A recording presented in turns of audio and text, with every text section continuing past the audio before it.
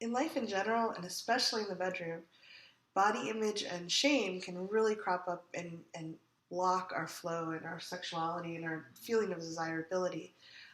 We have some amazing people here tonight, and we're going to talk about their best tips for getting past this. Yep. I'm Elizabeth Wood. And I'm Dan Powers with Beyond the Bedroom. And I'm Cathy Vartuli from the Intimacy Dojo. You know, there's one thing that I wanted to point out is that the body image issues are not only affecting women, but they're beginning to affect men just as equally. Yeah, and so that's a really important component that a lot of us women don't realize is happening to the men. So I want to put that out there. But anyway, we actually have some good tips. Well, we think they're good tips anyway. One of my favorite things to do is what we call a body tour. With every partner that I've had in the past probably 10 years, we will, especially near the very beginning when we're getting together, we will actually stand in front of each other and talk about my body from head to toe.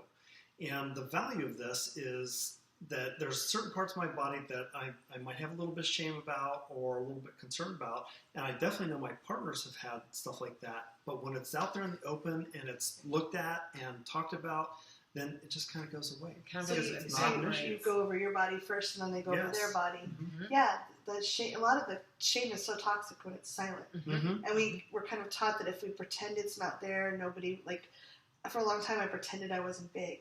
Mm-hmm. Like, because then, no, it wasn't true, but it was so awkward. Mm-hmm. And now I drop into almost every conversation when I meet someone that I know I'm a big person, and there's just a sense of, oh, okay, we all know it, we don't have to pretend. Yeah, that's brilliant. I love that. Yeah, so the body tour is definitely one of our favorite things. Just talking about it, getting it out in the open. And you can do it clothed first as well. If it's more comfortable. Mm-hmm.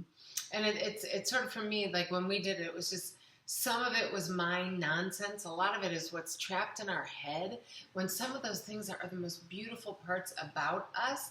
And so when that sort of, I'm calling it my nonsense, when that was out, my shame was out on the table to be looked at or witnessed and appreciated, when I was appreciated by my partner in that state of vulnerability, it actually brought the intimacy between us way deeper. Well, because you're being your real self, and they're being their real self, and that's, instead of trying to pretend to be two models from a magazine and not owning ourselves. Mm-hmm.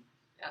And we don't have to airbrush ourselves in our minds. Well, so few of us are, like, even the models on TV, they don't really look like that. Mm-hmm. Mm-hmm. So when we can say, I have a pimple here and it's okay, and oh my gosh, I found I didn't pluck very well and I have a hair sticking out here, and we just be there anyway, because the magic's in the touch and the presence, not in whether there's a stray hair or not standing out. I know, I agree. Do you have any good tips for us?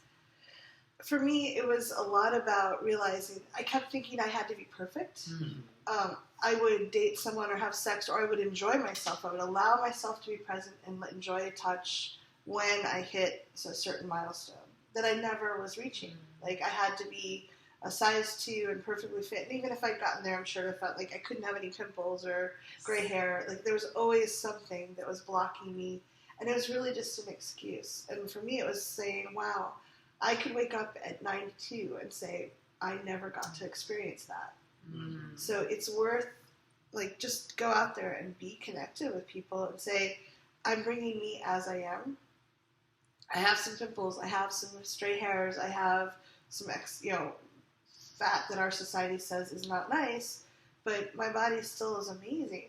Mm-hmm. And actually, I think that a lot of those things are not, our society tries to control us by saying things are bad, right, that a lot of us have. Mm-hmm. And I've had lovers that just said, like, wow, I love how much, like, your skin is really soft and there's a lot of it to play with. Mm-hmm. And you're really squishy, like, it's fun. Like, I don't have to, there's no bones to bunch up against. So different people like different things. And if we just bring that. Yeah, and be with people who really appreciate who you are and what you bring, your, just your joy and your laughter and your personality and your whole beautiful body. If they recognize that, that's a good partner for you. Mm-hmm.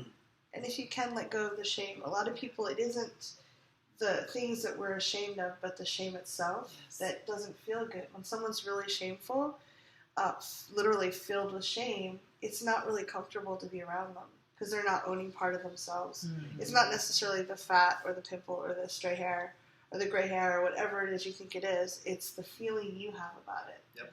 And when you own all of yourself, that's pretty sexy. Mm-hmm. It's pretty hot. Very sexy.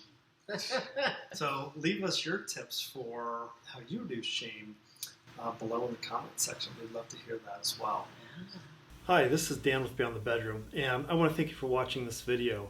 If you like what you saw, please like us, subscribe to us, and leave comments below. We always love to hear your feedback on what it is that we are bringing out to you. Have a great day.